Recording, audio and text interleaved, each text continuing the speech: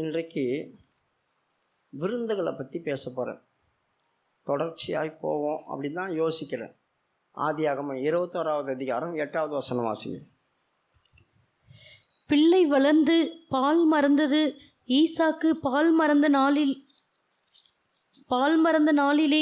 Abraham பெரிய விருந்து பண்ணினான். பிள்ளை பால் மறந்த நாளிலே ஆபிரகாம் பெரிய விருந்து பண்ணினான். வேதத்தில் நிறைய விருந்துகளை பற்றி போட்டிருக்குது. நான் சிலதை மட்டும் உங்களுக்கு செலக்ட் பண்ணி கொண்டு வந்திருக்கிறேன். ஒரு காரியம் நடக்குது அப்படி சொன்னால் அந்த காரியத்தினால அவர்களுக்கு என்ன சம்பவிச்சது அப்படின்னு தெரியணும். இப்போ எல்லாருக்கும் நிறைய விருந்து போட்டாங்க. ஆகாஸ்வர் ராஜா விருந்து பண்ணான், பார்வோன் விருந்து பண்ணான், நிறைய பேர் விருந்து பண்ணாங்க. ராஜாக்கள்லேருந்து பயங்கரமான ஆட்கள்லாம் விருந்து பண்ணாங்க. அதெல்லாம் சொல்லியிருக்கு. ஆனால் அதில் எந்த காரியமும் பெருசாக இல்லை. நமக்கு பாதிப்போ இல்லைன்னா நமக்கு நன்மையோ எதில் வந்துச்சு அதை மட்டும் நான் எடுத்துக்கிட்டேன். அதை மட்டும் தெரிஞ்சது. ஏன்னா நம்மளுக்கு இப்போ நடைமுறைக்கு நடக்கிறதான காரியத்தில் என்ன இருக்குதுன்னு தெரிஞ்சுக்கிட்டால் நம்ம உடனே உஷாராயிடுவோம், தப்பிச்சுக்குவோம். இல்லைன்னா நம்மளை அறியாமே தண்டனைக்குள்ளே போயிடுவோம். அதுதான் நம்மளுக்கு முக்கியம். நம்முடைய லைஃப் வேதத்தை எடுத்து நம்முடைய லைஃபோடு ஒப்பிடு, உன் வாழ்க்கையோடு ஒப்பிடு, ப்ராக்டிக்கலாக அதை கொண்டு வா. அப்போனா நம்ம போய் சேர வேண்டிய இடத்துல சேருவோம். இந்த மாதிரி பண்ணவங்களுக்கு என்ன கிடச்சிது, இல்லை என்ன தண்டனை கிடச்சிது, நன்மையா தீமையா? அப்போ தீமைன்னா நம்ம உடனே விலகிடலாம், நன்மைனா அதை இறுக்கி பிடிச்சி வாங்கி எடுத்துக்கலாம். இதுதான் ரெண்டு காரியம் நமக்கு தெரிஞ்சிருக்கணும். ஒன்று நன்மையை எடுக்கலாம், தீமையை விலக்கி விட்டுடலாம். அதுக்கு தான் வேதத்தை எடுத்து நம்முடைய வாழ்க்கைக்கு ஒப்பிட்டு படிக்கிறது. சரி, இந்த இடத்துல ஆபிரகாம் பிள்ளை பால் மறந்த நாளிலே ஒரு பெரிய விருந்து பண்ணினான். அந்த விருந்துலேயும் ஒரு இன்சிடென்ட் நடந்துச்சு, பயங்கரமான காரியம் நடந்துச்சு. அதை நான் உங்களுக்கு பின்னால் சொல்லித்தரேன். ஆனால் இப்போது இந்த விருந்து அப்படின்ற இந்த கீவேர்டு மட்டும் இந்த வசனத்தை எடுத்துக்கிட்டு வேற ஒரு காரியத்துக்குள்ளே போவோம். அதுவும் விருந்து தான். பின்னாட்களில் இதை பற்றி நான் சொல்லி தருவேன். விருந்து, ஒரு மனுஷன் தேவனுக்கு கொடுத்த ஒரு விருந்து இருக்குது. ஒரு மனுஷன் தேவனுக்கு கொடுத்த ஒரு விருந்து இருக்குது. ரெண்டாவது, ஒரு ராஜா தன் ஊழியக்காரங்களுக்கு கொடுத்த விருந்து இருக்குது. அதுக்கப்புறமா ராஜா சத்துருக்களுக்கு கொடுத்த விருந்து இருக்குது. ஒரு மனுஷன் ராஜாவுக்கு கொடுத்த விருந்து இருக்குது. அதுக்கப்புறம் தேவன் 2 முறை விருந்து கொடுக்குறாரு. ஒன்று உலகத்தில் இருக்கிற சகல ஜாதிகளுக்கும் கொடுக்குற விருந்து. ரெண்டாவது மிருகங்களுக்கும் ஆகாயத்து பறவைகளுக்கும் கொடுக்குற விருந்து. இது யார் கொடுக்குறான்னா தேவன் கொடுக்குறார். அந்த 2 விருந்து எதற்காக கொடுத்தார், அந்த விருந்தினால என்ன சம்பவிச்சது, அதையும் நம்ம தெரிஞ்சுக்கலாம். இப்போது நான் உங்களுக்கு எடுக்கிறது மனுஷன் தேவனுக்கு கொடுக்குற விருந்தை பற்றி தான் நான் பேச போகிறேன். மனுஷன் தேவனுக்கு கொடுத்த விருந்து. சொல்லுங்கள், யார் கொடுத்தா? யார் கொடுத்தா? மனுஷன் தேவனுக்கு விருந்து யார் கொடுத்தா? எந்த மனுஷன் கொடுத்தா? சத்தமா? ஆபிரகாம். ஆபிரகாம் விருந்தினர்கள் அப்படி தானே சிலபஸில் வருது. ஆபிரகாம் விருந்தினர்கள் அப்படி சொல்லி சிலபஸில் வருது. ஆனால் அவன் கொடுத்த விருந்து தெய்வத்துக்கு அது விருந்துன்னு சொல்லப்படவே இல்லை. எங்கன்னா சொல்லியிருக்கா? ஆனால் இன்னொரு ஆள் கொடுத்த விருந்து அது விருந்துன்னு சொல்லியிருக்கு. இன்னொருத்தன் கொடுத்தான் தெய்வனுக்கு விருந்து, அதை விருந்துன்னு சொல்லியிருக்கு. அவன் யார் சொல்லுங்கள்? இன்னொரு ஆள் ஒரு விருந்து கொடுத்தான். நம்மளுக்கு ஆபிரகாம் மட்டும்தான் தெரியும். சரி, இப்போ மம்ரோவின் சமபூமி அதில் இப்போ ஆபிரகாம் உட்காந்துட்ருக்கிற நேரத்தில் மத்தியானம் நேரம் 3 பேர் வராங்க. மம்ரோவில் இவன் ரொம்ப வருஷமாக குடியிருந்தான். இப்போ திடீர்னு 3 பேர் அவன் பார்க்குறான். அந்த ஊருக்காரங்க கிடையாது. அவங்க அந்த ஊருக்காரங்க கிடையாது. ஏன்னா அந்த ஊரில் இருக்கிற அத்தனை பேரையும் தெரியும். இப்போ இந்த ஊரில் நீங்கள் 20 வருஷமாக இருக்கிறீங்க அப்படி சொன்னாக்கா இந்த ஊரில் இருக்கிற அத்தனை பேரையும் உங்களுக்கு பரிட்சயமாக இருக்கும். இவங்க இந்த வீட்டில் இருக்காங்க, இவங்க இந்த வீடு இந்த தெருவில் இவங்க இருக்கிறாங்கன்னு கண்டுபிடிச்சிருவீங்க ஈஸியாக. ஒவ்வொரு இது கிராமம் மாதிரி தானே. சிட்டிக்குள்ளே தான் எவ்வளோ பேர் இருப்பாங்க, யாரோ கலந்துருப்பாங்க, யாருன்னு தெரியாது, அவங்கவுங்க வீட்டுக்குள்ளே பூட்டி இருப்பாங்க. ஆனால் இங்கே அப்படி கிடையாது. வெளியெல்லாம் பார்க்குறோம், ஓ இவங்க இன்னார், ரொம்ப வருஷமாக இவங்களை பார்க்குறோம், இங்கே தான் வீடு இருக்கிறாங்கன்னு தெரியும். அதுபோல் ஆபிரகாம் இருந்த ஏரியாவில் பெரிய சிட்டி கிடையாது, அது மம்ரோ ஒரு சின்ன இடம்தான், கூடாரம் போட்டு வெயிலில் உட்காந்துருக்காங்க அவங்க. அப்படி இருக்கிற நேரத்தில் திடீர்னு 3 பேரை பார்க்கும்போது அவங்க வித்தியாசமாக தெரிஞ்சாங்க. அந்த ஊர் கிடையாது, அவர்களுடைய முகரூபம் வேறு மாதிரி இருந்துச்சு. அவர்களுக்கு எப்படியாவா சடனாய் தரிசனமானார்கள் அப்படி சொல்லியிருக்குது. அந்த பக்கம் வழிபோக்கம் போல் போகல, தேவனன்றே தெரியாமல் அவன் என்ன பண்ணிட்டானா, நம்ம சிலபஸில் சொல்லுவாங்க, தேவனே தெரியாமல் வழிபோக்கனுக்கு அவன் உபசரித்ததுனால தான் நன்மை பெற்றானு. அப்படி பைபிளில் இல்லவே இல்லை. அவன் முன்னால் இவங்க 3 பேரும் சடனாய் தரிசனமானார்கள் தான் வேதத்தில் இருக்குது. படிமா 18:1. பின்பு கர்த்தர் மம்ரேயின் சமபூமியிலே அவனுக்கு தரிசனமானார். பார்த்தீங்களா, அவனுக்கு தரிசனமானார். அவங்க வழிபோக்கம் போலன்னா அந்த தெருவுலேருந்து இப்படி வந்தாங்க. தரிசனம் அப்படி சொன்னால் என்ன அர்த்தம்? சடனாக ஒரு ஆளுக்கு வெளிப்படுறது. இப்போ உங்களுக்கு முன்னால் சடனாக ஒரு ஆள் வெளிப்பட்டாங்க வச்சுங்க, பிரகாசமாக, என்ன பண்ணுவீங்க? பயம் வரும். யார் இவங்க, திடீர்னு கண்ணுக்கு முன்னால் தெரியுறாங்க, இப்படிலாம் தோணும் இல்லையா? அப்போ அவர்கள் தரிசனமாகும் போது இவன் தெரிஞ்சுக்கிட்டான், இவங்க மனுஷர் கிடையாது. ஏன்னா ஆபிரகாம் ஒரு பெரிய பணக்காரன், சீமானாக இருக்கிறான். அவன் வேலைக்காரனே சொல்லுகிறான், என் எஜமானை கர்த்தர் சீமானாய் வைத்திருக்கிறார், அவருக்கு ஆடு மாடுகள் இருக்குது, ஒட்டகங்கள் இருக்குது, வெள்ளியும் பொண்ணும் இருக்குது, அநேக வேலைக்காரிகள் இருக்கிறாங்க. சீமான் அதாவது ஜமீன்தாருடைய அந்த மாதிரி காரியத்தில் இருக்காங்க. அப்படி இருக்கும்போது நீங்கள் யோசித்து பாருங்கள், யாரோ ரோட்டில் போகிற ஒரு ஆளை பார்த்து குடுன்னு ஓடி போய் கால் மட்டும் குனிந்து ஆண்டவன் மாதிரியே என் வீட்டுக்கு வாங்கன்னு நீங்கள் யாருன்னா கூப்பிடுவீங்களா? உங்கள் தெரு வழியாக 3 பேர் போகிறாங்க வச்சுங்க, உங்கள் தெரு வழியாக போகிறீங்க, நீங்கள் தினமேல உட்காந்துட்டு இருக்கிறீங்க, 3 பேர் போகிறவங்கள பார்த்து குடுன்னு ஓடி போய், பணக்காரன் நீங்கள், ஓடி போய் அவங்க காலில் விழுந்து கொஞ்சம் எங்கள் வீட்டில் வந்து சாப்பிட்டு போங்களேன் ப்ளீஸ் அப்படி சொல்லி கூப்பிடுவீங்களா? யார் கூப்பிடுவா? வசதியானவங்க என்ன பண்ணுவாங்க, டெம்பராக உட்காந்துருப்பாங்க, கால் மேலே கால் போட்டணும். அப்போ யாராவது வந்து தண்ணி கேட்டால் கூட முதல் நம்ம கொடுக்க மாட்டோம், யோசிப்போம், யார் நீங்கள், எந்த ஊர், எங்கேருந்து வந்திருக்கீங்க, இதெல்லாம் கேட்போம். ஆனால் இவன் எந்த கேள்வியும் கேட்காம ஓடி போய் என்ன செய்தான், அவர்கள் காலில் விழுந்து, ஆண்டவன் மாதிரி எங்கள் கூடாரம் வெறிக்க வாங்க, உங்கள் கால்களை கழுவி என்ன செய்யுங்க, கொஞ்சம் அமருங்க, உங்கள் இருதயத்தை சிறப்படுத்தும்படியாக நான் கொஞ்சம் ஆகாரம் தரேன், சாப்பிட்டு போங்க. அவங்க உடனே என்ன சொன்னாங்க, ஓகே நீ சொன்ன மாதிரி செய் அப்படி சொல்லிட்டாங்க. இப்போ வந்தவங்களை எங்கே உட்கார வச்சாவன் சொல்லுங்கள், எங்கே உட்கார வச்சான்? மரத்தடியில்.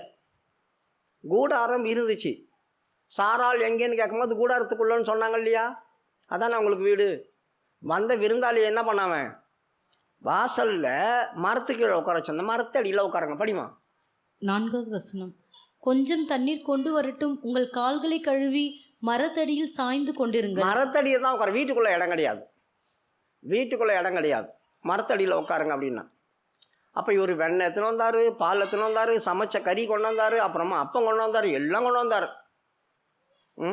எந்த இதுவுமே குறையில்லை, எல்லாம் டாப் ரேஞ்சில் கொண்டு வர்றாரு. ஆனால் இவ்வளவும் கொண்டு வந்து மரத்தடியில் கொடுத்தா கூட அதை என்னன்னு சொல்லலை, விருந்துன்னு சொல்லப்படலை. அவர்களுக்கு முன்பாக வைத்தான், அவர்கள் புசித்தாங்க. இப்போ இவன் விருந்து நாங்கள் சொல்லப்படலை. ஆனால் பைபிளில் அந்த இடத்துல விருந்துன்னு சொல்லலை, ஏன்னா இன்னொரு இடத்துல விருந்துன்னு சொல்லுது. அது யார் கொடுத்தது? லோத்து. இவங்க இங்கேருந்து அங்கே போனாங்க. எங்கேருந்து? இங்கேருந்து அங்கே போனாங்க. போகும்போது 19வது அதிகாரம் 1-2 வாசிங்க. அந்த 2 தூதரும் சாயங்காலத்திலே சோதோமுக்கு வந்தார்கள். லோத்து சோதோமின் வாசலில் உட்கார்ந்திருந்தான். அவர்களை கண்டு லோத்து எழுந்து எதிர்கொண்டு தரை மட்டும் குனிந்து, ஆண்டவன்மார்களே, அடியினுடைய வீட்டு முகமாய் நீங்கள் திரும்பி. நல்லா கவனிங்க, இந்த லோத்தும் இதை தான் பண்ணுறான். எலும்பி என்ன செய்தான், ஓடி போய் அவங்களுக்கு தரை மட்டும் குனிந்தான். இந்த லோத்தும் சாதாரணமான ஆள் இல்லை. ஆபிரகாமுக்கு எவ்வளவு பணம் இருந்துச்சோ, எவ்வளவு வேலைக்காரங்க இருந்தாங்களோ அந்த அளவுக்கு ஈக்குவலாக அவங்கள்ட்ட இருந்துச்சு. அதனால தான் அவங்க தங்கியிருந்த பூமி அவங்கள தாங்க முடியாமல் போச்சு. 2 மேய்ப்பர்களுக்கும் சண்டை வந்த காரணம் அதுதான். 2 பேரும் ஈக்குவலாக இருக்கிறாங்க. ஆபிரகாம் மந்தை மேய்ப்பர்கள் தண்ணி காட்டுறதுக்கு முன்னால் லோத்தின் மந்தை மேய்ப்பர் கொண்டு வந்து தண்ணி காட்டிட்டாங்க. எங்கள் எஜமான் தானே பெரியவர், நாங்கள் தண்ணி காட்டுறதுக்கு முன்னால் நீங்கள் ஏன் காட்டுனீங்க அப்படி கேட்டிருப்பாங்க. உங்கள் எஜமானுக்கும் எங்கள் எஜமானுக்கும் என்ன பெரிய வித்தியாசம் இருக்குது? உங்கள் எஜமான் கட்டுக்கிற அத்தனை எங்கள் எஜமான் கட்டி தானே இருக்குது. அப்படி தான் மேய்ப்பர்களுக்கு சண்டை வந்துச்சே. ஒருத்தன் அடிச்சுக்கிட்டான். இந்த பிரச்சனை பெருசாகக்கூடாதுன்னு தான் 2 பேரும் பிரிஞ்சாங்க. அப்போ 2 பேருக்குமே சொத்து அதிகம். அந்த பூமி அவங்கள தாங்க முடியாமல் போயிடுச்சு அப்படி சொன்னான்னா அவ்வளோ வெயிட்டாக வந்தாங்க. பூமி தாங்கலைன்னா, பூமி தாங்கலை அப்படின்னு சொல்கிற காரணம் என்னன்னாங்க, அவங்களுக்கு தேவையானதை இந்த பூமி கொடுக்க முடியல, தண்ணி கொடுக்க முடியல. அவங்களுக்கு இருக்கிற மிருக ஜீவன்களுக்கும் அவங்களுக்கு இருக்கிற மனுஷங்களுக்கும் இவங்களுக்கு தேவையான தண்ணி இந்த பூமியால் கொடுக்க முடியல. அதனால தான் இவங்களை பூமி தாங்க முடியல அப்படி சொல்லியிருக்கு. அவங்களுக்கு தேவையான விளைச்சல் அது கொடுக்க முடியல. அவ்வளோ பேர் இருந்தாங்க. அப்போ இவங்க 2 பேரும் பிரிஞ்சாங்க. 2 பேரும் பிரிஞ்சு அப்போ 2 பேரும் ஒரே ஈக்குவலில் தானே பணக்காரங்களாக இருக்கிறாங்க. இப்போ இவர் போய் என்ன பண்ணார், சோதம் கொம்பரை அருகில் அவர் போய் கூடாரம் போட்டுக்கிட்டார். இப்போ சோதம் கொம்பரை அருகே கூடாரம் போட்டு ஒரு பெரிய பிரச்சனை வந்து சண்டை வந்துச்சு. ஆபிரகாம் போய் காப்பாற்றி விட்டான். மறுபடியும் சோதம் கொம்பரை வெளியே இல்லாமல் உள்ளே போய் உட்காந்துக்கிட்டான். வெளியே இருந்தால் தானே நம்மளை பிடிச்சின்னு போனாங்க அப்படி சொல்லி உள்ளே போய் உட்காந்துக்கிட்டான். சோதம் கொம்பரை உள்ளே போயிட்டான் வாசம் பண்ண. இப்போது அந்த சோதமுடைய காரியத்தை நிமித்தம் கர்த்தரங்க வந்துட்டார். இப்போ இவரும் பணக்காரர் தானே. சோதம் கொம்பரை வாசலில் வந்து உட்காந்துருந்தார். உள்ளே போய் எல்லாத்தையும் அனுபவிச்சிட்டார். இப்போ சலிச்சு போச்சு, இனிமே என்னத்த அப்படின்னு வாசலில் வந்து உட்காந்துக்கிட்டார். இவங்கள பார்த்த உடனே இவனுக்கு தெரியும், சோதம் கொமராவில் இப்படிப்பட்ட ஆளுகளை வாழ்க்கையில் பார்த்ததே இல்லை அவன். ஏன்னா சோதம் கொமரா இருக்கிற ஜனங்க எல்லாரையும் அவனுக்கு தெரியும், பார்த்ததே இல்லை. அதனால் அவன் என்ன பண்ணான், ஓடி போய் தரை மட்டும் குனிந்து ஆண்டவன் மாதிரியே சாயந்தரம் ஆயிடுச்சு, இருட்டி போச்சு. அதனால் இனி என்ன செய்யக்கூடாது, நீங்கள் ஊருக்குள்ளெலாம் போகாதீங்க, இந்த ஊர் ரொம்ப மோசமான ஊர். அதனால் என் அடியானுடைய வீடு வரைக்கும் வாங்க, கால்களை கழுவுங்க, ஏதாவது பண்ணுறேன், காலையில் எழும்பி போங்க அப்படி சொல்கிறேன். காலையில் எழும்பி போங்க அப்படி சொன்னான். அவங்க என்ன சொன்னாங்க, மாட்டேன், உங்கள் வீட்டுக்கு நான் வரமாட்டேன், நாங்கள் வீதி தங்க வந்தோம். அப்போ இவர் எவ்வளோ பிரச்சனை உள்ள ஆள் பாருங்கள். ஆபிரகாம் கூப்பிட்ட உடனேயும், ஐயா வாங்க ஐயா, காலை கழுவி மரத்தாண்ட தான் உட்கார வச்சாமன். இந்த மரத்தை இல்லை, ஏய் எங்களை கூப்பிட்டு மரத்தையில் உட்கார வச்சா, வீடு தான் இருக்கல, வீட்டுக்குள்ளே கூப்பிட்டு போகலையே இல்லை, நீ ஏன் வீட்டுக்குள்ளே கூப்பிட்டு போகல? இதுக்கு கொஞ்சம் முன்னே தான் அபிமெலேக்கு தூக்கிட்டு போய் வந்திருக்கான். அபிமெலேக்கு தூக்கிட்டு போய் இப்போ தான் வந்திருக்காங்க. அதுக்கு முன்னே பார்வோன் தூக்கிட்டு போயிட்டான். அவக்கிட்ட யாருன்னா கூப்பிட்டு போனால் ஆளாளுக்கு தூக்கிட்டு போயிடறானுங்க. என் பொண்டாட்டியை மறுபடியும் கூப்பிட்டு வரது பெரிய பிரச்சனையாக இருக்குது. அதனால் இப்போ யார் வந்தாலும் ஒரு மரத்திலேயே உட்கார வைக்கிறது. பொண்டாட்டியை சொல்லிப்பாரு, வெளியே வந்துடக்கூடாது. அப்போ அவங்க கேட்குறாங்க, உன் மனைவியாகி சாரம் இல்லைங்க, அவளை எங்கே கூப்பிட்றீங்க, அது பெரிய பிரச்சனைங்க, அது வேணாங்க விட்டுருங்க. அவள் உள்ளே தான் கிடக்குறான், வெளியே வரக்கூடாது. அவளை உள்ளே உட்கார வச்சுருந்தான். அவளும் எட்டி பார்க்குறான், எம்மன் தான் வந்திருக்கான்னு தெரியலையே, பார்க்க விட மாட்டானே, உள்ளே போட்டு உட்கார வச்சுருக்கானே என்ன அப்படின்னா அவங்களையும் நின்று ஒட்டு கேட்டுன்னு இருந்தான். பாருங்க, ஆபிரகாமுக்கு தெரியும் இவ்வளோ ஆளாளுக்கு தூக்கிட்டு போயிடுவான் விட்டா. அதனால நீ வெளியே வரக்கூடாது, யாரும் ஆண்டவனே வந்தால் கூட வெளியே வரக்கூடாது, கடவுளே வந்தால் கூட வெளியே வராமல் உள்ளே உட்கார வச்சுருந்தான் பாருங்க.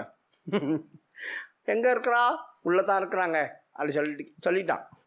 ஆண்டவன் உள்ளே உட்கார வச்சுட்டு, எனக்கு நீ வந்து சோறு பட்டியலாம், நீ விருந்தாடா பண்ண, நீ கேட்டிருப்பாங்களே. அதனால தான் சில காரியங்களை சொல்லிட்டு போனாங்க. இப்போது லோத் அப்படி இல்லை, வீட்டுக்குள்ளே கூப்பிட்டுக்கிட்டான். வீட்டுக்குள்ளே கூப்பிட்டு 4வது வசனமா 3வது வசனமா, அவர்களுக்கு புளிப்பில்லாத அப்பத்தை சுட்டு விருந்து பண்ணினான் அப்படி சொல்லியிருக்குது.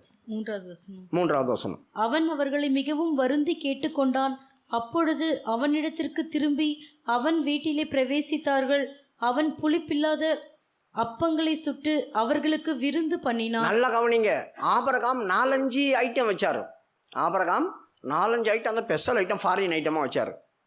ஆனால் ஈவன் ஒன்லி புளிப்பில்லாத அப்பம் தான், ரொம்ப ஐட்டம்லாம் கிடையாது. நைட்டில் வந்திருக்கீங்க, இப்போ போய் எங்கே போய் சமைச்சிட்டு தேடின்னு இருக்கிறது, அப்பன்னு சொல்கிறேன் சாப்பிட்டு போங்கன்னு சொல்லியிருப்பான். ஆனால் இவன் வீட்டில் கூப்பிட்டு விருந்து வச்சான் பார்த்தீங்களா, அது தாங்க விருந்து. வீட்டில் கூப்பிட்டு நீங்கள் சாப்பாடு போடுறீங்களா, சாதாரணமாக சாம்பாரும் ஒரு அப்பளமும் ஒரு ஊறுகாய் கொடுத்தா கூட அது விருந்து தான். வீட்டுக்குள்ளே வச்சு, இப்போ நான் வரேன், திண்ணையில் உட்காருங்க, வெளியே உட்காருங்க, உள்ளே வரக்கூடாதுன்னு சொல்லிட்டு வெளியே உட்காந்து நீ வான் கோழி பிரியாணியே கொடுத்தா கூட அது விருந்து கிடையாது. ஏன்னா வெளியே உட்கார வச்சுருக்கீங்க. இப்போ வீட்டுக்குள்ளே கூப்பிட்டு சாதாரணமான ஒரு சாப்பாடு போட்டால் கூட அது விருந்து. அதனால தான் பைபிளில் முதல் விருந்து அப்படின்னு வர இடம் இந்த இடம் தான். இந்த 19வது அதிகாரம் 3வது வசனத்தில் தான் பைபிள்லேயே ஃபஸ்ட்டு விருந்து அப்படி சொல்லி வருது. அப்போ ஆபிரகாமுக்கே விருந்துன்னு வந்திருக்கணுமே, அது 18வது அதிகாரத்திலேயே முடிஞ்சிச்சு. அது விருந்துன்னு ஏன் கொடுக்கல, அவன் உட்கார வச்சது மரத்தடியில். இவன் கூட்டு போனது வீட்டுக்குள்ளே. முதலாவது அவன் கூடும்போது இவங்க வரமாட்டேன்னு சொன்னாங்க. ஆபிரகாம் கூடும்போது நீ செய், நீ சொல்கிற மாதிரியே செய், நாங்கள் வரேன்னு சொன்னோம். இவங்கிட்ட மட்டும் ஏன் வரக்கூடாதுன்னு சொன்னாங்க? ஏன்னா இவன் ஆபிரகாம் கூட இருக்கும்போதே, லோத்து அப்படி சொன்னாவே முக்காடு அப்படின்னு அர்த்தம். லோத்து அப்படி சொன்ன என்ன? முக்காடு. இவன் ஒரு முக்காடு. அப்போது ஆபிரகாம் கொடுக்குற ஆசீர்வாதம் எல்லாம் இவனுக்கு போகுது. அதனால தான் ஆண்டவர் இந்த மேய்ப்பர்களுக்குள்ள சண்டை உண்டாக்கி லோத்தை பிரிய பண்ணினார். லோத்து பிரிஞ்ச உடனே ஆபிரகாமை பார்த்து ஆண்டவர் சொல்கிறார், ஏய் இப்போ போடா, உன் கண்ணுக்கு எங்கெல்லாம் தெரியுதோ அதெல்லாம் போய் இப்போ சுதந்திரிச்சிக்கோ, உன் கண்ணுக்கு எங்கெல்லாம் தெரியுதோ அதெல்லாம் சுற்றி நாடு, அதெல்லாம் நான் உனக்கு தரேன். இப்போ லோத்தை வச்சுட்டு இந்த இடத்த கொடுத்துருந்தோம்னா ஆபிரகாம் கொடுத்த பாதி இடம் லோத்துக்கு போயிருக்கும். லோத்தை ஆசீர்வதிக்கிறதுக்கு ஆண்டவருக்கு விருப்பம் கிடையாது. படிமா 15வது வசனம் 13வது அதிகாரமா? 13வது அதிகாரம் 12வது வசனமா? 11வது வசனத்துலேருந்து படிங்க. அப்பொழுது லோத்து யோர்தானுக்கு அருகான சமபூமி முழுவதையும் தெரிந்து கொண்டு கிழக்கே பிரயாணப்பட்டு போனான். இப்படி அவர்கள் ஒருவரை ஒருவர் விட்டு பிரிந்தார்கள். 13வது அதிகாரம் 11வது வசனத்தை அவங்க படித்தாங்க. 12வது வசனம். ஆபிராம் கானான் தேசத்தில் குடியிருந்தான். லோத்து அந்த யோர்தானுக்கு அருகான சமபூமியில் உள்ள பட்டணங்களில் வாசம் பண்ணி சோதோமுக்கு நேரே கூடாரம் போட்டான். சோதோமின் ஜனங்கள் பொல்லாதவர்களும் கர்த்தருக்கு முன்பாக மகா பாவிகளுமாய் இருந்தார்கள். லோத்து ஆபிராமை விட்டு பிரிந்த பின்பு கர்த்தர் ஆபிராமை நோக்கி, உன் கண்களை ஏறெடுத்து நீ இருக்கிற இடத்திலிருந்து வடக்கேயும் தெற்கேயும் கிழக்கேயும் மேற்கேயும் நோக்கி பார். நீ பார்க்கிற இந்த பூமி முழுவதையும் நான் உனக்கும் உன் சந்ததிக்கும் என்றைக்கும் இருக்கும்படி கொடுத்து உன் சந்ததியை பூமியின் தூளை போல பெருக பண்ணுவேன். லோத்து ஆபிரகாம் கூட இருக்கிற வரைக்கும் இந்த வார்த்தையை ஆபிரகாம் கிட்ட சொல்லவே இல்லை ஆண்டவர். காரணம் என்ன? ஆபிரகாம் கொடுக்குற அத்தனையும் இவங்ககிட்ட போகுது. ஆபிரகாம் கூட லோத்து வந்தான் தான். ஆனால் லோத்து எந்த காரியத்தையும் கஷ்டப்பட்டு சம்பாதிக்கல. ஆபிரகாமுக்கு என்ன ஆசீர்வாதமெல்லாம் வந்துச்சோ அதை அண்ணன் பையனா செய்வேன். ஆரானுடைய பையன், அண்ணன் பையன் வேற. அதனால் இவனுக்கும் கொஞ்சம் கொடுத்துட்டே இருந்தான். அப்போ என்ன பண்ணியிருக்கணும் லோத்துக்கு? எங்கள் சித்தப்பா தானே எனக்கு இதெல்லாம் கொடுத்தாரு, இவ்வளோ சொத்து வந்ததுக்கு எங்கள் சித்தப்பா தானே காரணம். அப்போ மேய்ப்பேருங்கிட்ட போய் சொல்லியிருக்கணும்ல இவன், ஏய் நீ ஏன்டா சண்டை போட்டுக்கிறீங்க? இந்த சொத்தெல்லாம் அவர் மூலியமாக தான்டா எனக்கு வந்தது, அவர் இல்லைன்னா இதெல்லாம் சம்பாதிச்சிருக்க முடியாதரா, நீங்கள் ஏன்டா அப்படி சண்டை போட்டுக்கிறீங்க? எங்கள் பெரிய சித்தப்பாவுக்கு அப்புறம் தான்டா எங்களுக்கு, அப்படி சொல்லியிருக்கணும்ல. இவன் சண்டை போட்டுக்கிறதுக்கு வேடிக்கை பார்த்துட்டு இருந்தான். இந்த கொடூர தன்மையை கர்த்தர் பார்த்துட்டே இருந்தார். அப்போ இவனை கூட வச்சுருந்தோம்னா வேலைக்கு ஆகாது. அதனால தான் கர்த்தர் அவனை வச்சு பிரிஞ்சு போன பேர் தான் ஆண்டவர் ஆபிரகாம்கிட்ட சொல்கிறாரு, எப்பா இவன் இருக்கிற வரைக்கும் உனக்கு எதுவுமே கொடுக்க முடியல, அவன் தான் பிரிஞ்சு போயிட்டானே, இப்போ பாரு உன் கண்ணை எங்கெல்லாம் தூக்கி பார், கிழக்குக்கும் மேற்குக்கும் பாரு, அங்கெல்லாம் போய் திரி, அதெல்லாம் உனக்கும் உன் சந்ததிக்கும் தரேன் அப்படி சொல்லிட்டாரு. இப்போது கொடுக்குறதான இந்த சொத்து லோத்துக்கு போகாது. ஆபிரகாமுக்கு இப்போ கொடுக்குறதான இந்த காரியம் லோத்துக்கு போகாது. ஆண்டவர் ஞானம் உள்ளவர், அதனால் அவனை அமுச்சிட்டாரு. அப்போவே ஆண்டவருக்கு லோத்தை பிடிக்காது. இப்போ வந்து வீட்டுக்கு வாங்க அப்படி கூப்பிட்டா எப்படி போவார்? போக மாட்டார். அப்போ என்னாவும்? நான் வரல, நான் வீதி தங்க வந்தேன் அப்படி சொன்னார், ரோட்டில் தங்க வந்தேன் அப்படின்னு. அவன் என்ன செய்தானா? வருந்தி கூப்பிட்டான், காலில் விழுந்தான், ஐயா தயவு செய்து வாங்க. பிரியமானவர்களே, கர்த்தர் நம்மளை பிடிக்கவே இல்லை, கர்த்தருக்கு நம்மளை பிடிக்கல, நம்மளுக்கு எதுவுமே கடவுள் செய்ய மாட்டார், என்ன அவருக்கு பிடிக்காது அப்படின்றதான ஒரு இடத்துல நீ இருந்தால் கூட உன்னுடைய கிரிகையினால் அவரை வளச்சிக்கலாம். அதை தெரிஞ்சுக்கொள்ளுங்க. கர்த்தருக்கு ஆகாதவன் நான், என்னை பார்த்தா கர்த்தருக்கு பிடிக்காது, எனக்கு எதுவுமே கொடுக்க மாட்டார், என் ஜெபத்துக்கு பதில் கொடுக்க மாட்டார் அப்படின்னு நீ நினைக்கலாம். அப்படிப்பட்ட ஆள் கூட கர்த்தரை உன் பக்கமாக இழுக்கிறதுக்கு உங்கள்கிட்ட தான் இருக்குது விஷயம். நீ பண்ணுறதுல தான் அவர் உன் பக்கமாக திரும்புவார். இப்போ வரமாட்டேன்னு சொல்லிட்டார் ஆண்டவர். இவன் போய் வர கால் வரைக்கும் தரை மட்டும் குனிந்தான். படிமா 2வது வசனம். அந்த 2 தூதரும் சாயங்காலத்திலே சோதோமுக்கு வந்தார்கள். லோத்து சோதோமின் வாசலில் உட்கார்ந்திருந்தான். அவர்களை கண்டு லோத்து எழுந்து எதிர்கொண்டு தரை மட்டும் குனிந்தான். ரொம்ப தாழ்த்தான். ஒரு பெரிய பணக்காரன், யாரோ ரோட்டில் போகிறாங்க, இவன் கண்ணு முன்னால தரிசனம் ஆகலை. ஆபிரகாமுக்கு தரிசனமானாங்க, இவனுக்கு தரிசனமாகலை. இவங்க வந்துட்டு இருக்கிறாங்க. அப்போ ஏதோ ஒரு வழிபோக்கம். ஏன்னா சோதம் கோமரா சந்த வெளி, அது எல்லா வியாபாரமும் அங்கே நடக்கும், நைட்டும் பகலுமா. அங்கே பெரிய நதி இருந்துச்சு. அது ஆண்டவர் அந்த பெரிய அந்த அக்னியை வர வரைக்கும் உப்பு கலர்லாம் மாறல. அது இப்போ நடக்கிற இந்த இன்சிடெண்ட்டில் அங்கே உப்பு கடல் கிடையாது. இப்போ நான் பேசிகிட்டு இருக்கிற இந்த கதையில் உப்பு கடல் கிடையாது. இதுக்கப்புறமா இந்த மறாவது நாள் காலையில் தான் உப்பு கடலாக மாறப்போகுது. அது அந்த நெருப்பு வந்த பேர் தான் அது உப்பு கடல். அது வரைக்கும் அது உப்பு கடல் கிடையாது. அப்போ அங்கே பெரிய நதி மாற இருக்கிறதுனால அங்கே அதிகமான ஜனங்கள் இருந்தாங்க, வியாபாரம் நடந்துச்சு, சந்தை வெளி இருந்துச்சு, நைட்டும் பகலுமா என்ன செய்தாங்க, ஓய்வு இல்லாமல் ஜனங்க முடிச்சுட்டு வேலை பண்ணிகிட்டே இருப்பாங்க. அப்படிப்பட்ட இடம். அதனால தான் சோதோம் கொமோரா பாவம் பெருகி போச்சு. அதோடைய அக்கிரமம் என்ன, சாங்கபோங்கமான வாழ்க்கை, வசதியாக இருந்தாங்க, ஆகார திரட்சி, அவங்களுக்கு குறைவே கிடையாது. ஒரு ஏழை வீட்டில் போனால் கூட நிறைய பணம் வச்சுருப்பான் அப்படி சொல்லுவாங்க. நிறைய பணம் வச்சுருக்கான், அவங்க கூட ஏழை தான். பயங்கரமாக இடத்த வளைச்சி போட்டிருப்பான், அவன் ஓரளவுக்கு பணக்காரன். ஊரையே எழுந்துன்னுவான், அவன் தான் பெரிய பணக்காரன், அப்படி இருப்பாங்க. அப்போ சின்ன வீட்டுக்குள்ளே போனால் கூட எங்களுக்கு நாளைக்கு சாப்பிட்றதுக்கு ஒன்றும் இல்லைன்னு சொல்லவே மாட்டோம். நாங்கள் 2-3 தலைமுறை வச்சு சாப்பிட்ற அளவுக்கு பணம் எங்கிட்ட இருக்குங்க, அப்படி தான் சொல்லுவாங்க. அதனால தான் எசேக்கியேலுடைய புஸ்தகத்தில் சோதம் கொமோராவுடைய அக்கிரமம் என்னன்னு சொல்கிறாங்க, ஆகார திரட்சியும் சாங்கபோங்கமான வாழ்க்கையும். எத்தனையாவது வசனம்? 16:49. இதோ கெர்வமும் ஆகார திரட்சியும் நிர்விசாரமான வசனம் 49வது வசனம்.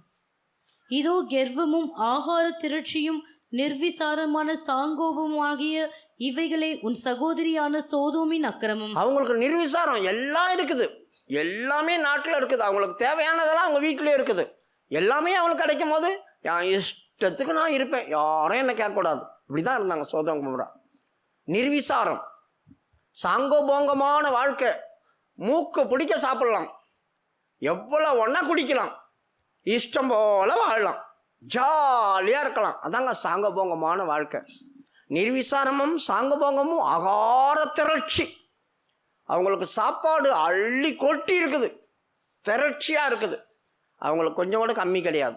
எதனா கம்மி இருந்தால் தானே ஆண்டவரே அப்படி சொல்லுவோம், எதனா குறை இருந்தால் தானே ஓ மை காட் அப்படி சொல்லுவோம், எதனா கொடுங்க அப்படின்னா தானே கடவுள்கிட்ட போவோம். எல்லாமே இருக்குது. யாருக்கிட்டையாவது போய் நீங்கள் சொல்லுங்கள், எங்களை கடவுள் எல்லாத்தையும் ஆசீர்வதிச்சு வச்சுருக்காரு, நாங்கள் எதுக்கு கடவுள் தேடணும், கடவுள் தான் எங்களுக்கு எல்லாம் கொடுத்துருக்காரு, எங்களுக்கு ஒரு குறையும் இல்லை, நாங்கள் எதுக்கு கடவுள்கிட்ட தேடணும், எதுக்கு நாங்கள் வரணும் அப்படி சொல்லி கேட்குறாங்க. பார்த்தீங்களா? இதே சமயத்தில் எதனா நஷ்டம் வரட்டும், வியாதி வரட்டும், பலவீனம் வரட்டும், ஐயோ கடவுள்கிட்ட ஓடிடுவாங்க. ஏன்னா இப்போ அவங்ககிட்ட அந்த சுகமாக்கக்கூடியதான காரியம் இல்லை, நஷ்டமாயிடுச்சு. அதை மறுபடியும் அந்த இடத்துக்குள்ளே கொண்டு வரதுக்கு அவங்களுக்கு கிடையாது. அதனால தெய்வத்தை தேடுவாங்க. நமக்குள்ள குறைவு வந்தால் தான் கடவுளை தேடுவோம். நிறைவு இருந்துச்சு அப்படின்னா கடவுளை தொடச்சி தூக்கி போட்டு போயிட்டே இருப்போம். யோபுல ஒரு வசனம் சொல்கிறாங்க 22வது அதிகத்தில், சர்வ வல்லமர் எங்களுக்கு எதுக்கு, அவரை லைட்டாக கொஞ்சம் விலைக்கு இருக்குது சொல்லுங்கள், தள்ளிப்போ சொல்லுங்கள், எங்களுக்கு ஒரே பிடிக்கல, கர்மம் எங்கிட்ட எல்லாமே இருக்குது, இப்போ எதுக்கு அவர் வந்துகிட்டே இருக்கார் எங்களுக்கு அப்படி சொல்கிறாங்க. நன்மையினால் அவங்க வீட்டை முழுதும் நிரப்பி வச்சுருந்தாராம். 22வது அதிகாரம் யோபு 21-22 பாருங்க. 23 என்னதுமா 23? யோபு 22ஆம் அதிகாரம் 23. நீர் சர்வ வல்லவரிடத்தில் மனம் அது இல்லை, 17வது வசனமா? 17, 22, 17.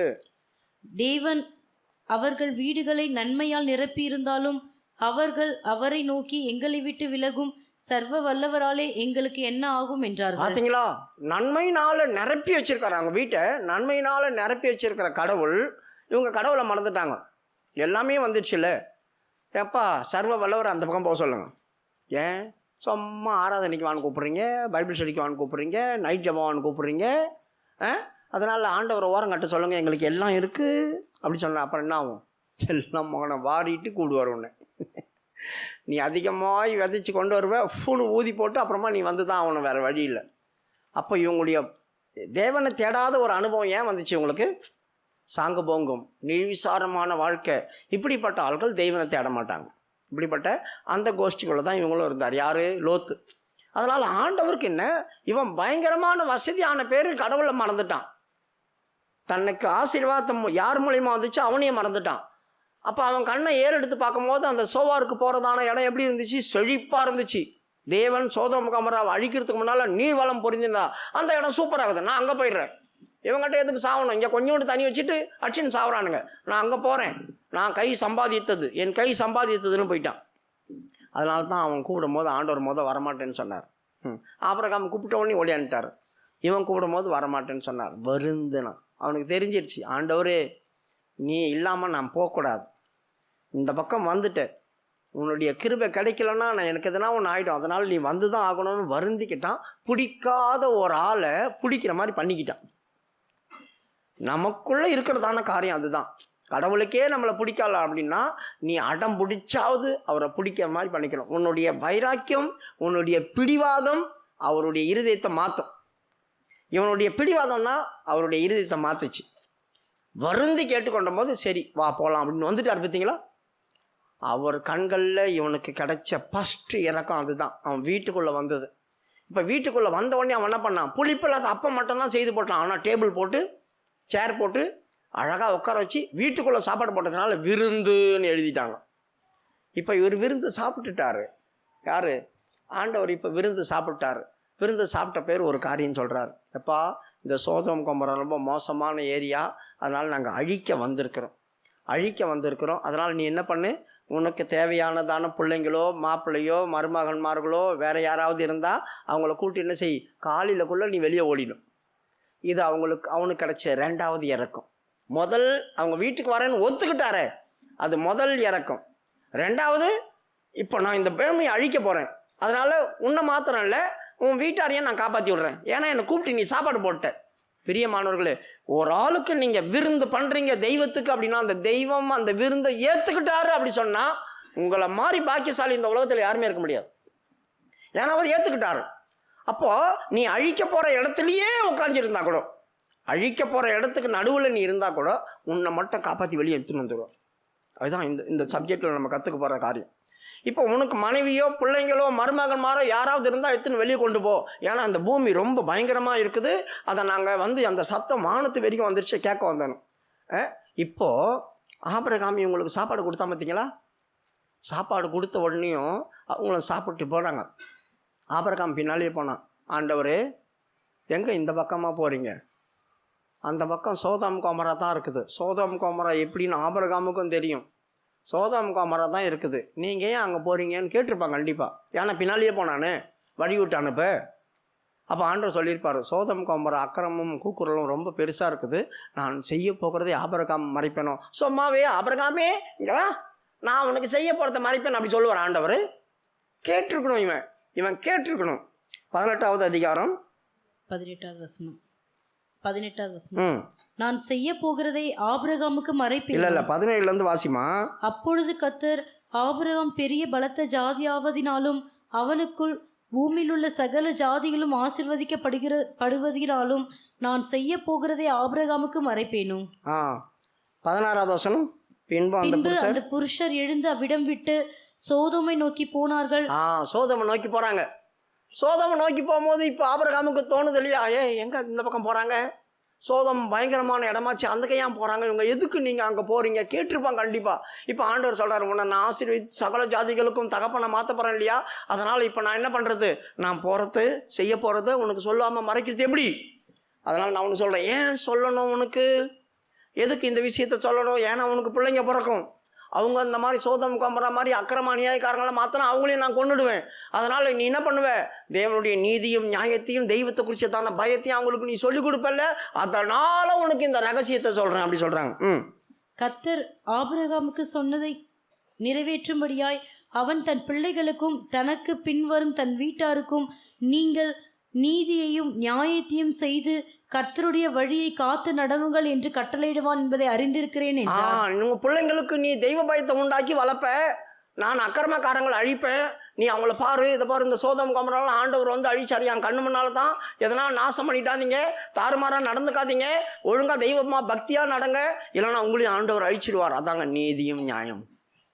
தம் பிள்ளைங்களுக்கு தெய்வ பக்தியை சொல்லிக் கொடுத்து வளர்க்குறது.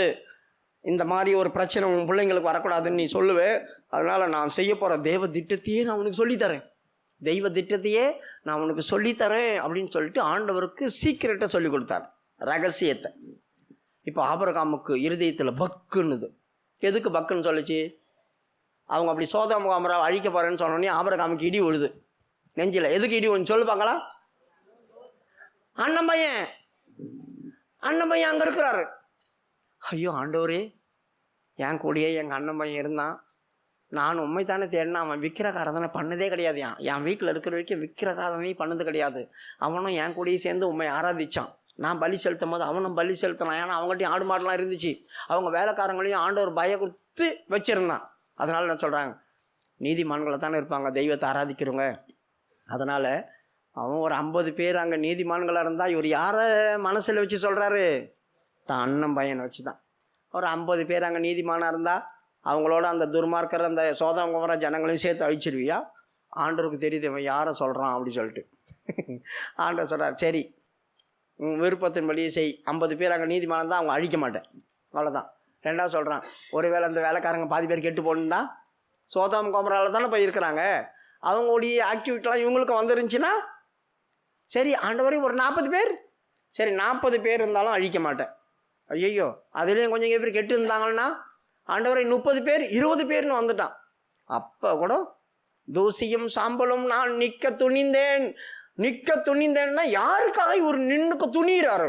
ஆண்டவர்கிட்ட அடிச்சிடாதீங்க, என்ன கோவப்பட்டுறாதீங்க, நான் நிற்க துணிந்தேன்னு போய் முன்னால் நிற்க. எதுக்காக? எப்படியாவது தான் குடும்பத்தை காப்பாற்றணும். சுயநாளம் முடிச்சுவேன், தான் குடும்பத்தாரை காப்பாற்றி ஆகணும் எப்படியாவது, அதுக்காக என்னானாலும் பரவாயில்ல. ஆனால் ஆண்டவரும் பாருங்க, ஓகே போ 10 பேரில் 20 பேர் இருந்தாலும் நான் அழிக்க மாட்டேன்னு சொல்லிட்டாரு. இப்போ தான் இவர் கொஞ்சம் நிம்மதி. ஆனாலும் பயமாக இருந்திருக்கும், பக்குன்னு இருந்திருக்கும். இந்த லூசு பையன் போனான்னு அவன் என்ன ஆனானோ, இப்போ வரைக்கும் ஒழுங்காக இருக்கிறானோ இல்லை மாறிட்டானோ, சோதோம் குமரா வெளியே இருந்து சோதோம் குமரா உள்ளே போயிட்டானே, அங்கே என்ன சம்பவிக்க போதோ தெரியலையே, இவங்க வேற போகிறாங்களே, இவ்வளோ போய் நின்னனே, அங்கே எவனும் இல்லாமல் இவனும் சரியில்லாமல் அவனை கொண்டுடுவாங்களே, பதிச்சுட்டு இருந்திருக்கும். அதான் அதிகாலையில் எழும்பி வந்து பார்த்தான், என்ன நடக்குது அங்கே, புகையாக வந்து சூளை போக மாதிரி. இப்போ காலையிலேயே வந்து பார்த்த காரணம் என்ன? அக்கறை, அண்ணன் பையனாச்சேன்றதான அக்கறை. இப்போது ஆண்டவர் அங்கே போகும்போது இவர் தானே வாசலில் உட்காந்துட்டாரு. இது வரைக்கும் உள்ளே உட்காந்து எல்லாத்தையும் அனுபவிச்சார். இப்போ போ செக் அப்படின்னு சொல்லி வெளியே வந்துட்டார். வாசலில் உட்காந்து இப்போ கூட்டு பண்ணி வரமாட்டேன்னாங்க, ஆனாலும் கஞ்சி கூட்டாடி கூப்பிட்டு போயிட்டான். கூப்பிட்டு போய் சாப்பாடை போட்டுட்டான். இறக்கம் கிடச்சிது. இப்போ ஆண்டவர் சொல்கிறாரு, எப்பா உனக்காக ஒருத்தன் பரிந்தெல்லாம் பேசினான், அதனால் என்ன பண்ணீங்க, நீ சாப்பாடு வேற போட்டேன், என் கண்ணில் உனக்கு இறக்கமாக கிடச்சிது, அதனால் உன் மனைவி பிள்ளைங்கெல்லாம் கூப்பிட்டு என்ன செய், கிளம்பு அப்படி சொல்லிட்டு. இப்போது அதுக்குள்ளே என்ன நடந்துச்சு? அந்த ஊரில் இருக்கிறதான அத்தனை ஜனங்களும் வந்துட்டாங்க. எங்கே வந்தாங்க? லோத்துவுடைய வீட்டு வாசலுக்கு வந்துட்டாங்க. லோத்துவுடைய வீட்டுக்கு வாசல் வந்த உடனே என்ன பண்ணுறாங்க? அவங்க லோத்தை கூப்பிடுறாங்க, ஏய் யாரா 2 பேர் வந்திருக்காங்க உங்கள் வீட்டில், வெளியே அனுப்புடா. எதுக்கு? அத்தனை பேரும் ஓரினை சேர்க்கை பாவம் பண்ணுறவங்க, ஆணோட ஆண் பெண்ணோட பெண் கல்யாணம் பண்ணுறாங்கல்ல, அந்த காரியத்தில் விழுந்தவங்க. அதனால் இவங்க 2 பேரையும் கூப்பிட்றாங்க, வா வா வா அப்படி சொல்லிட்டு. அவன் சொல்கிறான், ஐயோ என் வீட்டு நேரில் வந்திருக்காங்கப்பா, அவங்க தயவுசெய்து அவங்களுக்கு இந்த அக்கிரமத்தை பண்ணிடாதீங்க, அதனால் எனக்கு கல்யாணம் ஆகாத 2 பொண்ணுங்க இருக்காங்க, கல்வி பெண்கள், அவங்கள உங்களுக்கு அனுப்பி வைக்கிறேன், அவங்களுக்கு நீ என்ன ஒன்று செய். சோதோம் குமரா அழியும் போது நீதிமானாகிய லோத்தை அவர் ரட்சித்திருக்க அப்படின்னு பேதுரு எடுத்து எழுதுறான். பார்த்தீங்களா? அவங்க செய்ததான சகல காம விகாரங்களையும் பலவிதமான காரங்களையும் கண்டு கேட்டு பார்த்து உணர்ந்து தன் இருதயத்தில் குத்துண்ட நீதிமானாகிய லோத்தை ரட்சித்திருக்கு அப்படின்னா இவர் அதில் தான் இன்வால்வ் ஆகி இருந்தார் ஃபுல்லாக. ஆனால் அதுக்கப்புறமா இவருக்கு சலிச்சு போச்சு. பார்த்தீங்களா? ஒரு நாளைக்கு செய் அப்படி சொல்லிட்டு அந்த நேரத்தில் இவர் அதெல்லாம் விட்டுட்டு வெளியே வந்து உட்காந்துட்டார். அந்த நேரம் தான் இவங்க அழிக்க வந்தாங்களே.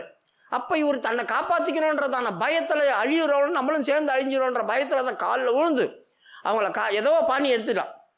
இப்போது இந்த தெய்வத்துக்காக ஒரு காரியம் செய்துட்டான். என்ன?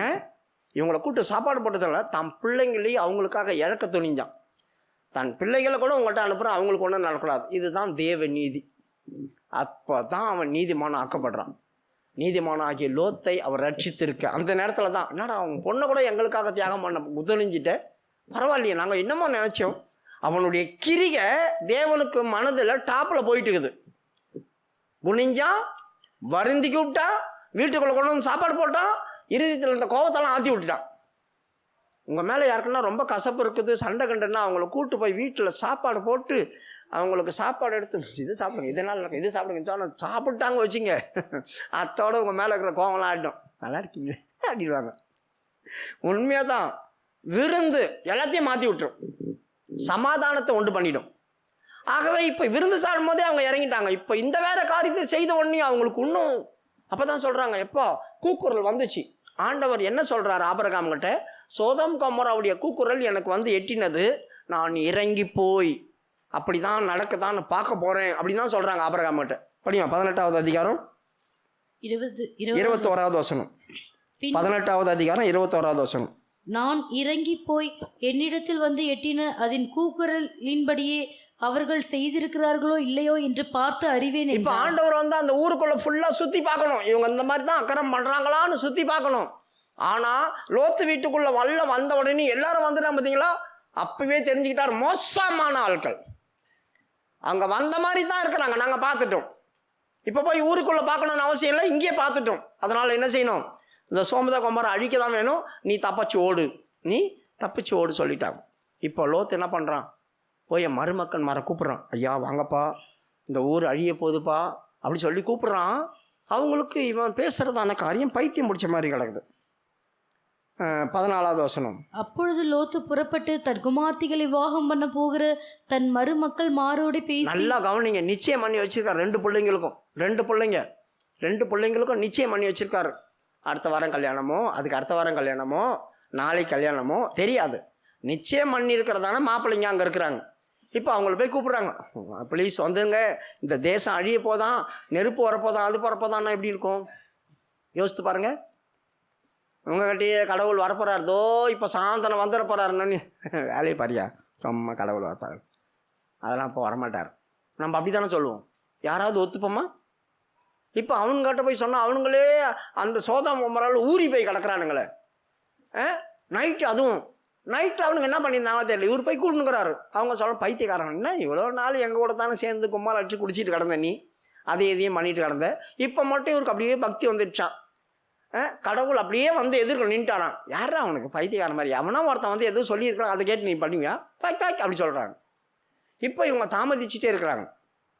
ஆண்டவர் 4வதாக இவன் மேலே ஒரு இரக்கம் வச்சார்.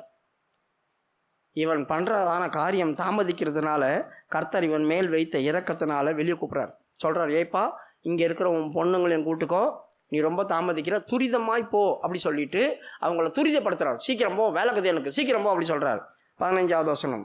கிழக்கு வெளுக்கும்போது அந்த தூதர் லோத்தை நோக்கி, பட்டணத்திற்கு வரும் தண்டனையில் நீ அழியாதபடிக்கு எழுந்து உன் மனைவியையும் இங்கே இருக்கிற உன் 2 குமார்த்திகளையும் அழைத்து. இவர் எங்கே இருக்கிறாரு, மருமக மாறுங்க நிற்கிற இடத்துல இவர் கூப்பிட்டுக்கிறாரு மருமக மாறுகளை. இப்போ பொண்ணுங்க 2 எங்கே தான் இருந்துச்சு, அங்கே தான் கிளப்பில் இருக்கிறாங்க, நைட் கிளப்பில். அதனால தான் ஆண்டவர் சொல்கிறார், இங்கே இருக்கிறவங்க 2 பிள்ளைங்களையும் கூப்பிட்டுக்க பாரு, அவங்க கூட வந்து ஊர் சுற்ற வந்திருக்காங்க, நாதாரி மாதிரி. எப்படி பேச தெரியாது, அவங்களும் ஊர் சுற்றி கிடப்பாங்க நைட்டு மகளுமா, வீட்டில் தங்கலை. இப்போ இந்த 2 தூதரும் வீட்டில் வரும்போது வீட்டில் அவங்க பிள்ளைங்க இல்லை. அவன் தான் நான் என் பிள்ளைங்க எல்லாம் அனுப்பி வைக்கிறேன்னு சொல்லலாம்.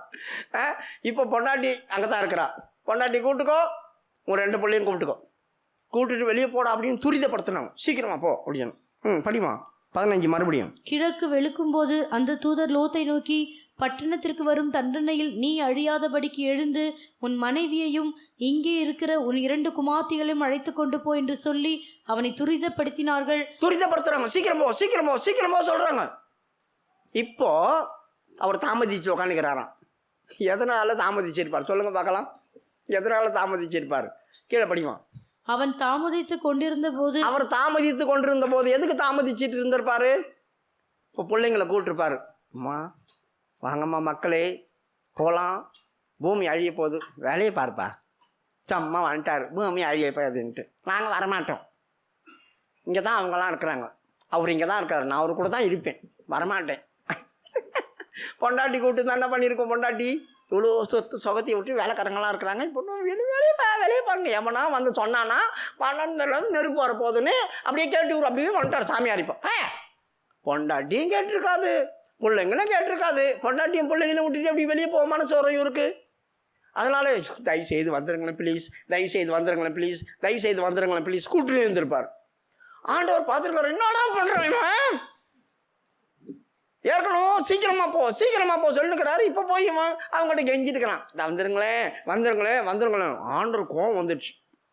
அவன் மேல் வைத்த அடுத்த இறக்கம் இது. இவன் வரமாட்டான் கண்டிப்பாக, இவன் நம்ம வேலையை செய்ய விட மாட்டான் போல இருக்கே, இவன் இப்படி பண்ணிட்டுக்கிறானே, இவன் வரமாட்டான், வேற வழி இல்லை அப்படி சொல்லிட்டு லோத்து கையை பிடிச்சாரு. போடா, அவன் பொண்டாட்டி கையை பிடிச்சார். வாடி.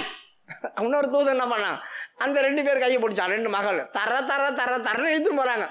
கையை பிடிச்சி இழுத்துன்னு போகிற அளவுக்கு இருந்தால் அவங்க எப்படி அது உள்ளே உட்காந்து இருந்திருப்பாங்க. நான் வரமாட்டேன்னு சொல்லி தான் இருந்திருப்பாங்க. நீ வரலன்னா கூட பரவாயில்ல, தரன்னு இழுத்துன்னு போயிருப்பான். படிமா. அவன் தாமதித்து கொண்டிருக்கும் போது கர்த்தர் அவன் மேல் வைத்த இரக்கத்தினாலே அந்த புருஷர் அவன் கையையும் அவன் மனைவியின் கையையும் அவன் 2 குமார்த்திகளின் கையையும் பிடித்து அவனை பட்டணத்திற்கு வெளியே கொண்டு போய் விட்டார்கள். பார்த்தீங்களா, பட்டணத்துக்கு வெளியே கொண்டு போய் தரன்னு ஓடிப்போம். வெளியே விட்டு ஒன்று சொல்கிறாங்க, மரியாதையாக ஓடிப்படி, சொத்துருவே இல்லைனா அப்படிதான் சொல்லியிருப்பாங்க. அதில் எப்படி போட்டிருக்கான், உன் ஜீவன் தப்ப ஓடிப்போ. நம்ம படிக்கும் போது டீசெண்டாக படிப்போம், லோத்துவே உன் ஜீவன் தப்ப ஓடிப்போ. ஆண்டவர் அந்த இடத்துல எப்படி சொல்லுவோம், கோவத்தில் செப்பால் இவ்வளோ நேரம் பண்ணிவிட்டு இவ்வளோ தாமதிச்சுட்டு இங்கே வந்து நின்றுட்டு அப்புறமா திரும்பி அங்கேயே உள்ளே பார்த்துருக்குறாங்க. கொண்டு வந்து ரோட்டில் விட்ட பேர் இருக்கணும், பட்டணத்துக்கு வெளியே விட்ட பேர் இருக்கணும், உள்ளேயே பார்த்துருக்குறாங்க. ஆண்டவர் சொன்னார், மரியாதையாக ஓடிப்போ, செத்துருவா இல்லைண்ணா அப்படி சொல்லியிருப்பார். உன் ஜீவன் தப்படிமா. அவர்களை வெளியே கொண்டு போய் விட்ட பின்பு அவர் உன் ஜீவன் தப்ப ஓடிப்போ. பார்த்தீங்களா, ஜீவன் தப்ப ஓடு, இல்லைன்னா உயிர் போயிடும், ஓடு அப்படி சொல்லியிருப்பார். பின்னிட்டு பாராதே. ஏன் அங்கே பின்னிட்டு பார்த்துங்கிறாங்க. பொண்ணுங்க 2, என் மாப்பிள்ளைங்க 2 பேரும் அங்கே தங்குறாங்க. ஐயோ வரமாட்டானுங்களே. இப்போ லோத்துடைய மனைவிக்கு என்ன இருக்கும், என் சொத்து சுகமெல்லாம் அங்கே தான் இருக்குது, பணம் பொருளெல்லாம் அங்கே தான் இருக்குது.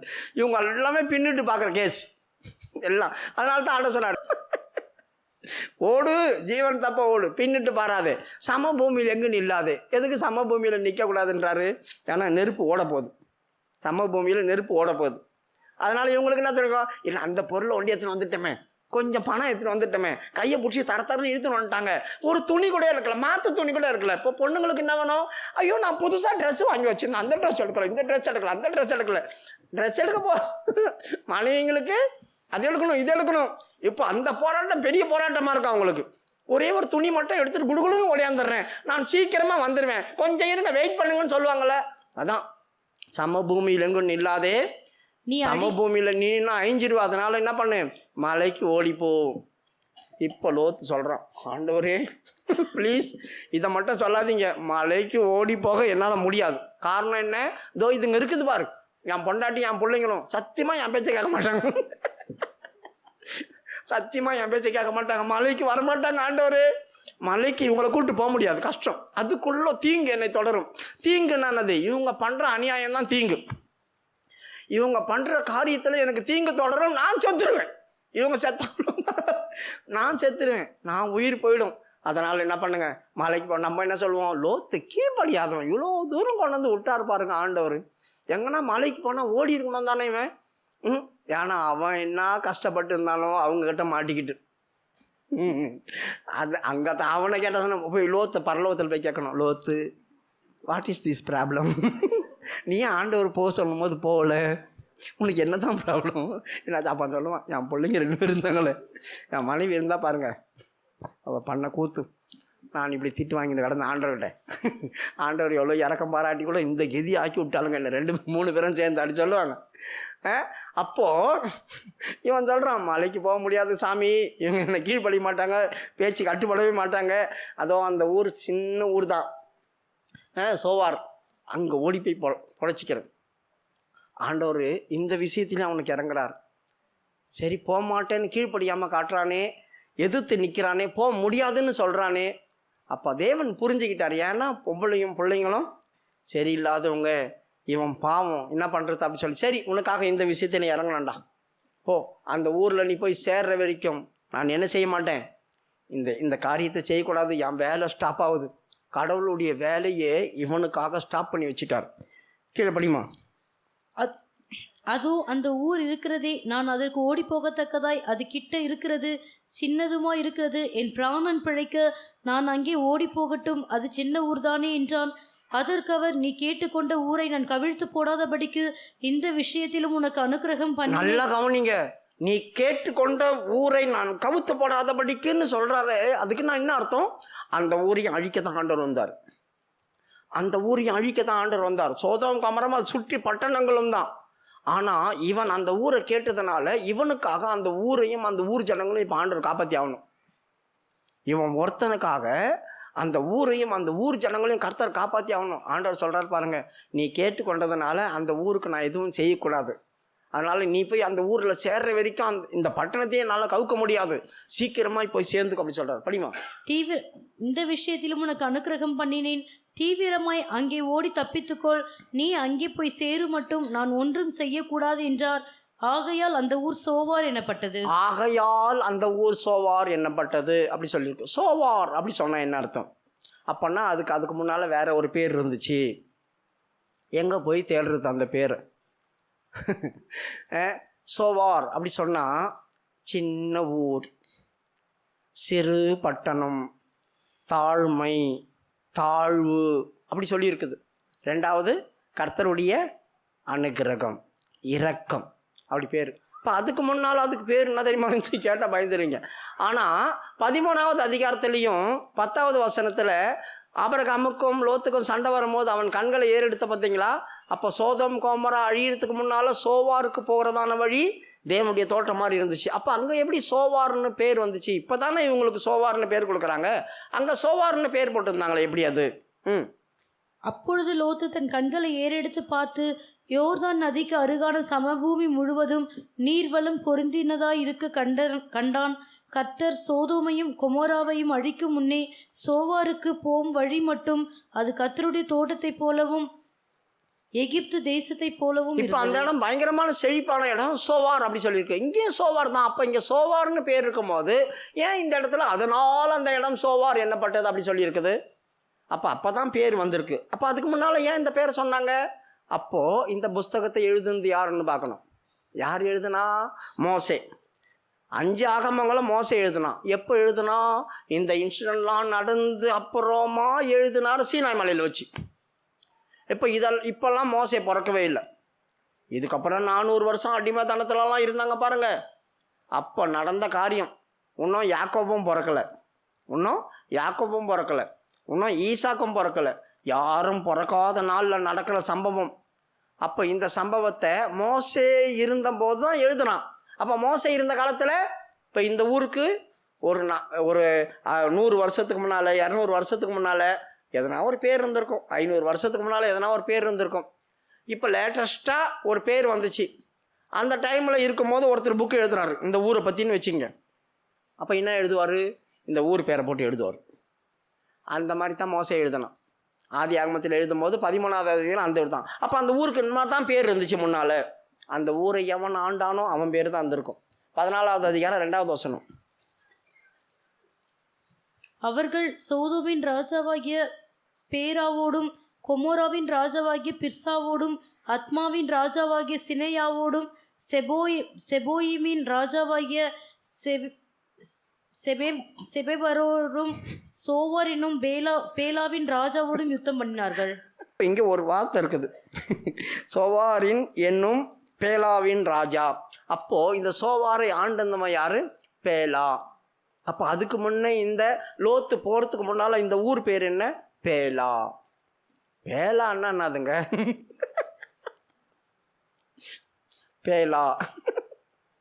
பேலான்னா விழுங்கு, ஏன் வாயி, இல்லைன்னா அவன் வாயின்றாங்களே அதுதான். அப்போது அப்படியே விழுங்கு, டேஸ்ட் பண்ணி விழுங்கு. எதுக்கு விழுங்குன்னு சொல்கிறாங்க? பிசாசானவன் தான் எவனை விழுங்கலாமோ என்று கெர்ஜித்து அலைகிறான். சிங்கத்தை போல எவனை விழுங்கலாமோ என்று வகை தேடி சுற்றி திரிகிறான், எவனை விழுங்கலாமோ என்று. அப்போ அவன் வாயைத்தான் சொல்லுது, பேயுடைய வாயைத்தான் சொல்லுது. இந்த இடம் ஆரம்பத்தில் எப்படி இருந்துச்சு? இந்த ராஜாவுடைய பேரே விழுங்கு. இவர் எதை பார்த்தாலும் போய் பிடிச்சி எடுத்துன்னு வந்துடுவார். அதான் சண்டைக்கு போயிடுவாங்க அடிக்கடிக்கு. ஆகவே விழுங்குன்றதான அந்த பேரை மாற்றி இரக்கம், சின்னது, கர்த்தருடைய அனுகிரகம்னு பேர் வைக்கிறாங்க. எப்படி இருக்கு பாருங்க. இப்போ இவர் இதில் போய் போடுற வரைக்கும் ஆண்டவர் சொல்கிறாரு, நீ போய் அங்கே சேரும் வரையிலும் நான் ஒன்றுமே செய்யக்கூடாது, சீக்கிரமாய் போய் சேரு. மறுபடியும் படியும் அந்த வசனத்தை. தீவிரமாய் அங்கே ஓடி தப்பித்துக்கொள், நீ அங்கே போய் சேரும் மட்டும் நான் ஒன்றும் செய்யக்கூடாது என்றார். ஆகையால் அந்த ஊர் சோவார் எனப்பட்டது. பார்த்தீங்களா, அங்கே போய் சேர்ற வரைக்கும் நான் ஒன்றுமே அவனுக்கு செய்யக்கூடாது.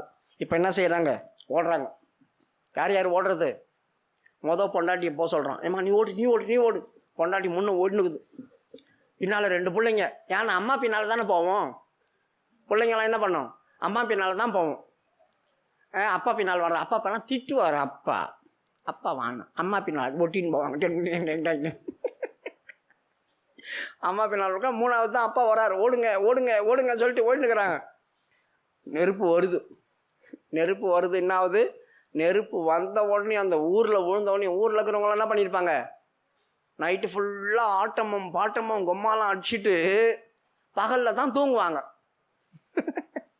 4 மணிலேருந்து 11 மணி வரைக்கும் பாருங்க. ஸ்கூல் அப்படி சொன்னாக்கா பிள்ளைங்களா இருக்கட்டும் பசங்களாக இருக்கட்டும், காலையில் 6 மணி 7 மணிக்குள்ளே எழும்பிடுவாங்க. எழும்பி பல்ல வளர்க்குறாங்களோ வளர்க்கலையோ, மூஞ்ச கழுவுறாங்களோ கழுவுலையோ, புலகம் எடுத்து போட்டு கடற்கன்னு ஓட்டிடுவாங்க. லீவு அப்படி சொல்லிட்டோம் பாருங்க, 11 மணி வரைக்கும் பத்திருப்பாங்க. லீவுன்னா 11 மணிக்கு மேலே எழும்ப மாட்டோம். எலும்பு சாப்பிடு, அவ்வளோதான். பசங்களாக இருந்தால் கூட சீக்கிரம் எழுந்துருவாங்க. பிள்ளைங்க எழும்ப மாட்டாங்க. அவங்க அந்த மாதிரி ஆளுங்க இடத்துல சோதம் கோமுறை எப்படி இருந்திருக்கும்? காலையில் தூங்கும் போது போட்டாரான் ஆண்டவர் அக்னி. பயங்கரமாக சவுண்ட் வந்திருக்கல. ஐயோ என் பணத்தெல்லாம் வச்சிருக்கிறேனே எங்கே போச்சோன்னு திரும்பி பார்த்தா அப்படின்னு நின்ட்டேன். பின்னிட்டு பார்த்தா என்ன பண்ணியிருக்காங்க? பிள்ளைங்க ஓடிட்டு இருக்குது. சொல்லிப்பா, எம்மா தாய்களா திரும்பி பார்த்துறாதீங்க, உங்க அம்மாவை பாரு ஓடு ஓடு ஓடு. எதிர்க்கையோ அம்மா உப்பு தூணான்னு எப்படி இருந்திருக்கும்? பயத்தில் பிள்ளைங்க திரும்பி பார்த்தா நம்மளாம் அம்மா மாதிரி ஆகிடும்னு ஓடிட்டாங்க. ஓடி தப்பிச்சாங்க. போகிறதுக்குள்ளே பாருங்க, இதனால் இவனை காப்பாற்றப்பட்டது எதுக்கு? இவ்வளோ இறக்கம் ஆண்டவர் கொடுத்தாரு. இவன் இவ்வளோ தாமதிச்சு எல்லாம் பண்ணியிருந்தா கூட இவ்வளோ காரியம் கர்த்தர் பண்ணி அவனை பலவந்தமாக கொண்டு வந்தது காரணம் என்ன? அவன் மோசமானவனா இருந்தால் கூட கடவுள் அப்படின்னு வந்துட்டு பேர் அப்படி இறங்கிட்டான். பயந்துட்டான். தேவ பயம் வந்துடுச்சு அவனுக்கு. எதனா ஆயிடுமோ அப்படின்ற பயம் அவனுக்கு வந்துச்சு. அதனால தான் தர மட்டும் தன்னை தாழ்த்துனான். என்ன ஆனாலும் பரவாயில்ல, வரமாட்டேன்னு சொன்னால் கூட இல்லை, பிடிவாதமாக வருந்தி வந்து தான் ஆகணும் அப்படி சொல்லி கூப்பிட்டான். அந்த மாதிரி ஒரு அனுபவம் நம்மக்கிட்ட இருந்துச்சுன்னா கர்த்தருடைய கண்களில் நமக்கு தயவு கிடைக்கும். நீங்கள் எப்படி வேணா இருந்துங்க, ஆண்டவர் உங்களை அழிக்கிறதுக்கே சித்தம் கொண்டிருந்தா கூட அவருடைய இருதயத்தை நம்ம சேஞ்ச் பண்ண முடியும். தெரியுமா உங்களுக்கு? இந்த லோத்துடைய சுபாவம் மட்டும் நமக்கு இருந்தால் போதும். முக்காடு தான், முகம் கூட தெரியாது, முக்காடு தான். ஆனாலும் கர்த்தரை பார்க்க வச்சிருவேன். நான் அந்த எண்ணம் இருக்கணும். கர்த்தரை நான் பார்க்க வச்சிருவேன்.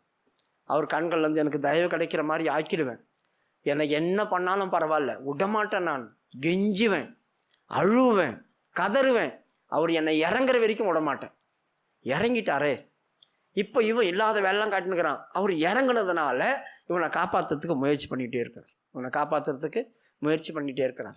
அந்த ஊரில் செய்ய வேண்டிய வேலையை, அழிக்க வேண்டிய ஊரை கூட இவன் நிமித்தம் அழிக்காமல் விட்டுட்டு போகிறார். அங்கே எவ்வளோ துர்மார்க்கர்கள் இருந்திருப்பாங்க. இந்த ஒரு ஆள் நிமித்தம் இவனுக்காக இறங்கிட்டமே. இந்த ஒரு ஆளுக்காக பிள்ளைங்க இருந்தால் கூட்டு போவோம், மருமகன் இருந்தால் கூட்டு போவோம், மனைவியை கூட்டு போன்றார் பாருங்க. ஒரு ஆள் சரியான தேவபக்தி இருந்துச்சுன்னா அவன் நிமித்தம் மற்றவங்க பாதுகாக்கப்படுவான். உங்கள் வீட்டில் ஒரு ஆள் லோத்து மாதிரி இருந்துச்சுன்னா, நீ ஆண்டவருக்கு விருந்து பண்ணி அதை ஏற்றுக்கிட்டார், ஆண்டவர் சாப்பிட்டுட்டார் உங்கள்கிட்ட அப்படி சொன்னா, நீ முன்ன மாதிரி பாக்கியசாலி இந்த உலகத்தில் யாரும் கிடையாதுன்னு நினச்சிக்க. உங்கள்கிட்ட கர்த்தர் கொஞ்சம் எடுத்து சாப்பிட்டுட்டார் அப்படி சொன்னால், உன்ன மாதிரி பாக்கியசாலி இந்த உலகத்தில் யாரும் கிடையாது. உனக்கு கர்த்தர் இறங்கிடுவார். அழியுறவங்களோட நீ அழியவே முடியாது. அங்கங்கே எரிஞ்சு நெருப்பில் எரிஞ்சிருந்தா கூட உன்னை காப்பாற்றி வெளியே கொண்டு வந்துடுவார் தனியாக. நீ வரமாட்டேன்னு அங்கேயே உள்ள அடம் பிடிச்சி உட்காந்துருந்தா கூட உன்னை கையை பிடிச்சி வெளியே தூக்கி வந்து விட்டுட்டு போயிடுவார். ஓடிட்டு அப்படி சொல்லி. இந்த மாதிரி யாருங்க செய்வா? எந்த கடவுள் செய்யும்? உன்னையும் என்னையும் உண்டாக்கின தேவன் நாம் எப்படி தான் பயங்கரமான வேலை காட்டி வெளியே ஓடிருந்தா கூட இறக்கும். சில நேரங்கள் அப்படியே உட்காந்துருல, கண்ணில் தண்ணி ஊற்றும். அப்படியே ஆண்டவரே மன்னிச்சிருங்க அப்படின்னு சொல்லி அழுவும். ஆண்டவருக்கு ஒரு மாதிரி ஆகிடும். நான் எப்படி உன்னை கைவிட்டுருவேன்? நான் உன்னை எப்படி கைவிடுவேன்? வா உன்னை காப்பாற்றுறவா, வந்துரு இவ்வளோ கதறி அப்படி சொல்லி கூப்பிட்டுக்குவார். அது இறக்கம். அது ஒண்டி இருந்தால் போதும், நம்ம எல்லாரும் தப்பிச்சிடலாம். கண்களை மூடுவோமா? அடுத்த வாரம் வேறு கதை சொல்லித்தரேன் உங்களுக்கு.